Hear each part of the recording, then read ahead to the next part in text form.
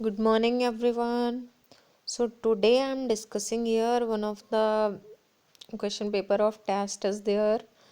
एक टेस्ट लिया था और यही आपका अभी तक का रिवीजन में, जैसे आपको पता है कि 2 टर्न्स हैं आपके, और उन 2 टर्न्स में आपका जो 3 days का वर्क होता है that is always Saint on these 2 turns. तो आपका आज जो टर्न है उसमें अभी तक जो वर्क कराया है मैंने, in which the revision of chapter current electricity is going on. Okay, तो करंट इलेक्ट्रिसिटी चैप्टर का जो रिवीजन हो रहा है, उस रिवीजन में किरचॉफ्स लॉज एक टॉपिक है that is very important. As you already know this topic is for both purposes, derivation type questions, means statement of the two laws, formula, diagram, everything is asked in exam. And second is the numericals based on both the laws, KCL और KVL पर based जो numericals होते हैं वो पूछे जाते हैं। ठीक है, तो इसीलिए आपका जो किरचॉफ्स लॉज टॉपिक है that is very important. Okay, तो चलिए इसी टॉपिक से स्टार्ट करते हैं। एक टेस्ट भी हुआ था आपका जिसमें 4 क्वेश्चंस थे and all these 4 questions are from Kirchhoff's laws. तो इसमें मैंने जो है वो सबसे पहले स्टार्ट किया है किरचॉफ्स लॉज को। उसमें न्यूमेरिकल्स जो हैं आपके डायग्राम भी बनाना है आपको, और because I have not provided here the solution I am going to explain, यहाँ लिखा नहीं है तो आपको ये सारे सॉल्व करने हैं, नोटबुक में नोट करना है। Starting from question 1, look at this. Use Kirchhoff's laws to determine the value of current I1 in the given electrical circuit. तो डायग्राम इज गिवन हियर, ये आपका डायग्राम है। इसमें I1 करंट की वैल्यू आपको फाइंड करनी है। तो I1 जो करंट है दैट इज विच, ये ऊपर वाली जो करंट है, जो ऊपर वाले क्लोज लूप में जा रही है वो करंट है I1। तो करंट I1 आपको यहाँ पर फाइंड करनी है। ठीक है, तो करंट I1 कैसे फाइंड करेंगे, तो उसके लिए आपको पता है कि जो आपका यहाँ पर सबसे पहले आप यूज़ कर सकते हैं KCL। तो C वाला जो पॉइंट है आपका that is a junction year, और C वाले पॉइंट पर आप देख रहे हैं कि जो I2 करंट है दैट इज़ कमिंग डाउन, और 40 ओम वाला जो रेजिस्टर है उससे एक करंट जो है वो यहाँ बाहर की तरफ आ रही है जो I3 करंट है, और I1 करंट ऊपर जा रही है। तो इसका मतलब I3 करंट जो है वो C वाले पॉइंट पे 2 पार्ट्स में डिवाइड हो रही है। एक पार्ट है I1 और दूसरा पार्ट है I2। तो सबसे पहले आप लिखेंगे applying KCL at point C, और उसमें आप लिख देंगे I3 is equal to I1 plus I2। मैं आपको जो रिलेशंस हैं वो बता दे रही हूँ, बाकी जो कैलकुलेशन वाला पार्ट है वो आपको सेल्फ करना है। तो यहाँ कोई भी करंट इनमें से गिवन नहीं है, क्वेश्चन 1 बनाकर इसको छोड़ देंगे। फिर आप अप्लाई करेंगे जो बाकी के 2 लूप्स बन रहे हैं उनमें KVL यूज़ करेंगे। तो KVL यूज़ करेंगे अगर आप ऊपर वाले लूप में, या नीचे से स्टार्ट करते हैं क्योंकि अल्फ़ाबेटिकली स्टार्ट करना इजी रहेगा। तो आपका A वाले पॉइंट से स्टार्ट होता है, और ABCDA जो लूप की नेमिंग है वो हमने कर रखी है ABCDA। तो इसमें अगर आप इसी अल्फ़ाबेटिकल ऑर्डर में भी देखें, या फिर जो 80 वोल्ट वाली सेल है उस सेल के ऑर्डर में देखें, करंट के फ्लो के ऑर्डर में, तो आपको जो करंट की डायरेक्शन मिलेगी वो एंटी क्लॉकवाइज मिलेगी। ठीक है, प्लस टर्मिनल से स्टार्ट होगी और ऐसे करके एंटी क्लॉकवाइज डायरेक्शन में करंट फ्लो कर रही है। तो जो आपकी 80 वोल्ट वाली सेल है that will be taken here positive, वो पॉजिटिव होगी क्योंकि उसी की डायरेक्शन में करंट फ्लो कर रही है। जो आपकी I3 करंट की डायरेक्शन है that will be taken here. तो जब आप आते हैं 40 वोल्ट वाली सेल पे, क्योंकि इसी की ऊपर वाली ब्रांच CD में 40 वोल्ट की भी सेल लगी है, वो अपोजिट ऑर्डर में लगी है। ओके, तो वहाँ से अपोजिट ऑर्डर नहीं बल्कि वो भी सेम ऑर्डर ही है, क्योंकि वहाँ 80 वोल्ट से करंट स्टार्ट होगी, नेगेटिव टर्मिनल की तरफ जा रही है और फिर से पॉजिटिव टर्मिनल से ही स्टार्ट हो रही है। तो 80 और 40 जो दोनों आपकी सेल लगी हैं, दोनों ही सेल का ऑर्डर जो है दैट इज़ करेक्ट। तो आपका टोटल EMF यहाँ क्या हो जाना है, प्लस। तो आप इसको लिख देंगे 80 + 40। ओके, अब आगे बढ़ते हैं। हम आपको लिखना है प्रोडक्ट्स करंट और रेजिस्टेंस के। तो आप नीचे वाली ब्रांच से ही स्टार्ट करेंगे। तो इसमें 20 ओम रेजिस्टेंस दे रखा है, और करंट जो है इस ब्रांच में कितनी आ रही है, I2। तो आपका पहला जो प्रोडक्ट बनेगा वो 20 × I2 बनेगा, प्लस प्लस इसलिए आ रहा है क्योंकि दूसरी करंट की डायरेक्शन जो है that is also taken here as in the direction of cell. तो ये आपका रेजिस्टेंस 40 ओम है और करंट है यहाँ पर I3, तो 40 × I3। तो आपका रिलेशन बन गया 80 + 40 यानी कि 120 = 20I2 + 40I3। ये क्वेश्चन नंबर सेकंड है, इसको आप सॉल्व कर लेंगे। और इसको थर्ड इक्वेशन और एक बना लेते हैं, उस उन तीनों को लेकर, फर्स्ट सेकंड थर्ड तीनों को लेकर सॉल्व करेंगे, then you can find out the direction of I1। उसके बाद आपका क्लोज लूप जो आ रहा है दैट इज़ गिवन हियर। अब सेल की डायरेक्शन में अगर आप लेते हैं then it would be better. तो ये आपका हो जाएगा DCEFA। ओके, तो DCEFA यही ऑर्डर लिखेंगे लूप का। और यहाँ 40 वोल्ट वाली सेल जो है उसको हम प्लस ट्रीट कर रहे हैं, तो 40 = उसके आगे बढ़ते हैं तो आपको एक प्रोडक्ट मिलेगा 40 × I3। 40 वहाँ पर रेजिस्टेंस है और I3 करंट है, ठीक है। उसके आगे जाते हैं तो आपको अब यहाँ पर दूसरा जो रेजिस्टर मिलता है वो 20 ओम है और करंट कौन सी है I1, उसकी भी डायरेक्शन सेम है तो +20 I1। तो आपका दूसरा रिलेशन बन जाता है 40 = 40I3 + 20 I1। ये क्वेश्चन नंबर हो गई आपकी 3, ठीक है। तो यहाँ पर हमने एंटी क्लॉकवाइज डायरेक्शन ली थी नीचे वाले लूप में, और ऊपर वाले लूप में डायरेक्शन मिलेगी हमें करंट की क्लॉकवाइज। ओके, तो ये फर्स्ट सेकंड थर्ड 3 इक्वेशंस हैं आपकी, इनकी हेल्प से आपको सॉल्व करना है और I1 की वैल्यू फाइंड आउट करनी है। तो it is very important to solve it and write the answer. Okay, फिर आते हैं क्वेश्चन नंबर 2 पर। तो लुक एट दिस क्वेश्चन 2 में दे रखा है using Kirchhoff's rules in the given circuit. तो ये सर्किट है, इसमें किरचॉफ्स रूल्स यूज़ करना है और क्या फाइंड करना है, voltage drop across the unknown register R। Unknown register ये है यहाँ नीचे R, इसके अक्रॉस वोल्टेज ड्रॉप आपको फाइंड करना है और करंट I फाइंड करना है इन द आर्म EF। ये करंट I। तो इसको सॉल्व करने के लिए आपको क्या करना पड़ेगा कि वोल्टेज ड्रॉप का मतलब पोटेंशियल ड्रॉप आपको R के क्रॉस फाइंड करना है। और पोटेंशियल ड्रॉप का हमेशा एक ही फॉर्मूला रहता है, V = IR।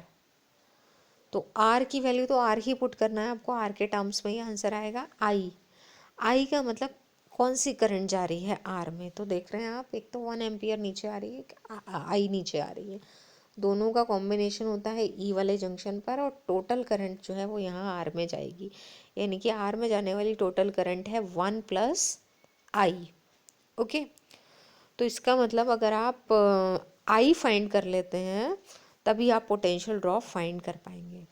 अब I को फाइंड करने का क्या मेथड है, I को फाइंड करने के लिए आपको ये जो ऊपर वाला लूप है इसमें आपको यूज़ करना पड़ेगा KVL, ठीक है। तो इसकी बेटर होगा कि नेमिंग कर लेते हैं। तो नेमिंग में ये A पॉइंट है, ये B पॉइंट होगा, इसी तरह से नीचे C और D लिख देते हैं। तो ऊपर का ही यूज़ करना है। तो ये देख लेते हैं एक बार कि कैसे फाइंड करेंगे। तो I की डायरेक्शन अगर हम पॉजिटिव लेते हैं तो उस हिसाब से आपका जो लूप तैयार होकर आता है 5 वोल्ट वाली सेल का ऑर्डर हम ले रहे हैं, तो करंट की डायरेक्शन जो है वो क्लॉकवाइज हो जाएगी, ठीक है। करंट क्लॉकवाइज ले रहे हैं इसमें, और इसकी नेमिंग अगर हम करेंगे तो होगा FEABF। ओके, FEABF, या फिर आप ऐसे बता सकते हैं ABFEA। ओके, तो इसमें आप सेल का ऑर्डर देख रहे हैं अपोजिट है, तो 5 - 3। फिर आते हैं product of current and resistance पे। तो सबसे पहले जो आपको मिल रहा है 3 ओम, उसमें करंट है I, तो ये प्लस ले लिया जाएगा 3I। फिर आप ऊपर जाएंगे तो आपको ऑर्डर मिलेगा अपोजिट, तो हो जाएगा -2 × 1। ओके, तो ये आप जब सॉल्व करेंगे तो यहाँ से ऑटोमेटिकली I की वैल्यू आ जाएगी, कितनी आएगी, 5 - 3 2, और ये हो जाएगा आपका 3I - 2।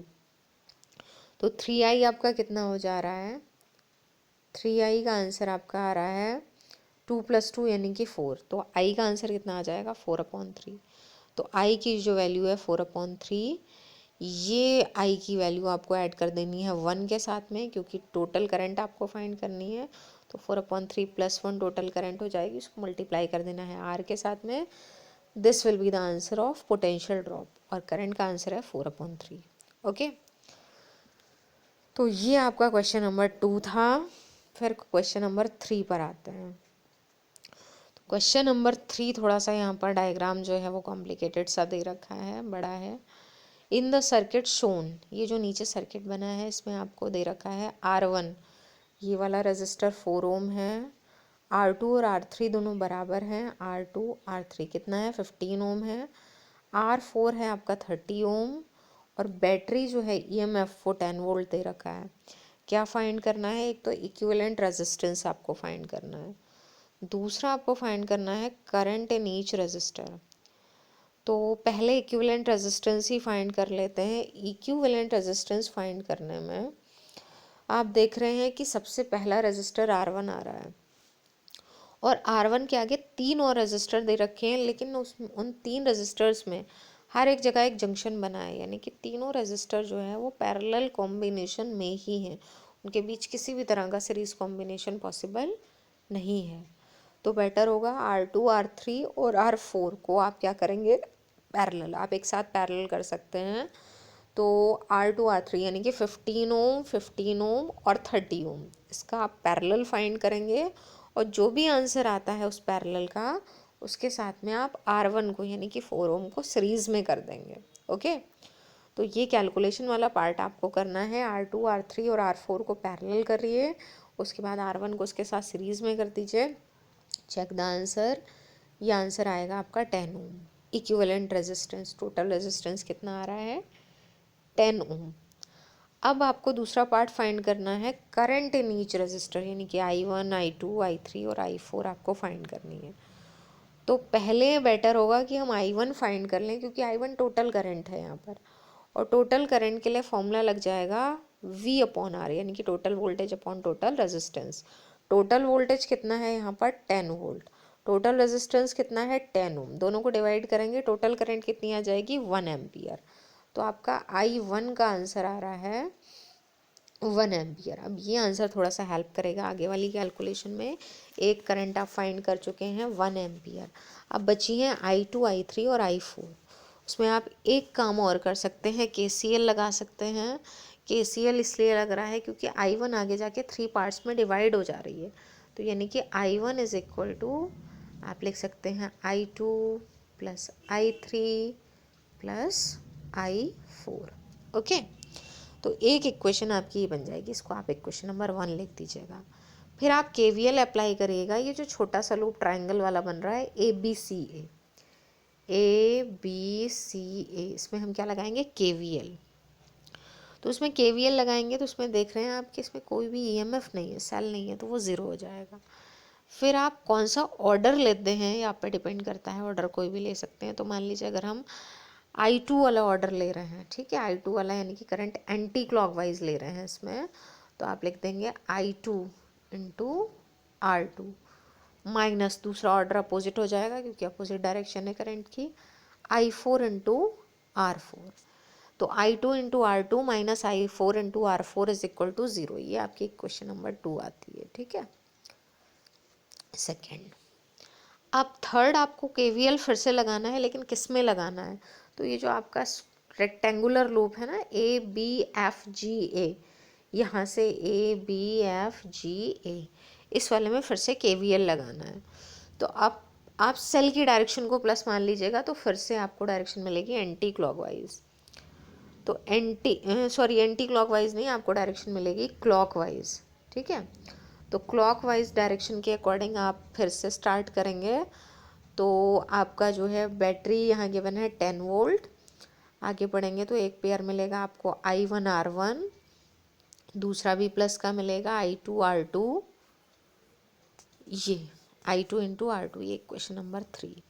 तो 10 is equal to I1 R1 + I2 R2। अभी आप इक्वेशंस फर्स्ट सेकेंड थर्ड को सॉल्व कर लेंगे और इनसे I2 I3 और I4 की वैल्यूज़ को फाइंड आउट कर लेंगे। ओके, ये नीचे में स्प्रिंटिंग है, यहाँ I4 नहीं है बल्कि I1 है, क्योंकि टोटल करंट I1 थी, लास्ट में भी I1 ही होगी, ठीक है। तो ये आपका क्वेश्चन नंबर 3 जो है दैट इज़ फिनिश्ड हियर। उसके बाद आते हैं लास्ट क्वेश्चन पे, जो कि क्वेश्चन नंबर 4 है। तो क्वेश्चन 4 में क्या फाइंड करना है, फिर से वही I1 I2 और I3 आपको फाइंड करना है। तो I1 I2 और I3 फाइंड करने के लिए 3 सेल्स दे रखी हैं यहाँ। सबसे ऊपर वाली 2 वोल्ट है, फिर 1 वोल्ट है और नीचे वाली 4 वोल्ट है। इसी तरह से 3 रजिस्टर्स हैं, 4 ओम, 3 ओम और नीचे 3 ओम। करंट की डायरेक्शन अगर आप देखें तो करंट जो है वो तीनों टूवर्ड्स द सेल हैं। सबसे नीचे I3, फिर I2, फिर I1। ओके, तो यहाँ पर आप क्या कर सकते हैं, यहाँ पर आप सबसे पहले KVL यूज़ करेंगे। तो जब आप KVL यहाँ पर यूज़ करेंगे तो KVL के लिए सबसे पहले ऊपर वाला लूप और उससे पहले नेमिंग कर लीजिएगा ABC, और ये नीचे D है, फिर यहाँ पर E है और फिर यहाँ पर F है। ऊपर वाले लूप से मैं स्टार्ट कर रही हूँ ABCFA से। ओके, तो ABCFA में आप कोई भी सेल प्लस ले सकते हैं। तो मान लीजिए 2 वोल्ट वाली प्लस ली है, तो करंट की डायरेक्शन मिलेगी एंटी क्लॉकवाइज। तो ये हो जाएगा आपका 2-1, नेट EMF 2-1 हो जाता है। और आगे बढ़ेंगे तो इसकी डायरेक्शन प्लस होने के हिसाब से आपको जो है वो रेजिस्टेंस, इसी का जो करंट और रेजिस्टेंस का प्रोडक्ट है वो माइनस मिलेगा। तो यहाँ पर आपको लिखना पड़ेगा -4 × I1, और बाद वाला जो है वो प्लस का मिलेगा। तो वो हो जाएगा आपका +3 × I2। ये आपकी इक्वेशन 1 आएगी। 2 - 1 = 4I1, माइनस का 4I1 + 3I2। दूसरा लूप लेते हैं, उसमें 4 और 3 वोल्ट है, उसमें करंट की डायरेक्शन क्लॉकवाइज लेते हैं। तो आपका नेट EMF हो जाएगा 4 - 3। आगे बढ़ेंगे तो यहाँ पर जो आपका 3 × I2 प्रोडक्ट है वो प्लस का होगा, और दूसरा प्रोडक्ट माइनस का हो जाएगा 3 × I3। ओके, ये क्वेश्चन नंबर 2 होगी। एक KCL भी आप अप्लाई कर सकते हैं, क्योंकि I1 करंट आगे जा रही है, I2 करंट आगे जा रही है, दोनों ज्वाइन हो रही हैं इस जंक्शन पर। तो आप लिख सकते हैं I1 + I2। लेकिन जो I3 करंट है वो इनके अपोजिट है, तो आपको लिखना पड़ेगा = ये आ जाएगा आपका I1 + I2 - I3 = 0। तो इन 3 रिलेशंस का यूज़ करेंगे तो आप फाइंड कर सकते हैं I1, I2 और I3 की वैल्यूज़ को। ओके, उसको सॉल्व करिए, just check the answers and if any problem is there then you can ask. Okay, तो आज का रिवीजन हमारा यहाँ तक है। फिर नेक्स्ट टर्न से हम कुछ और क्वेश्चंस को लेकर आएंगे जो डिस्कस करेंगे, may be from the different topics. Okay, thank you.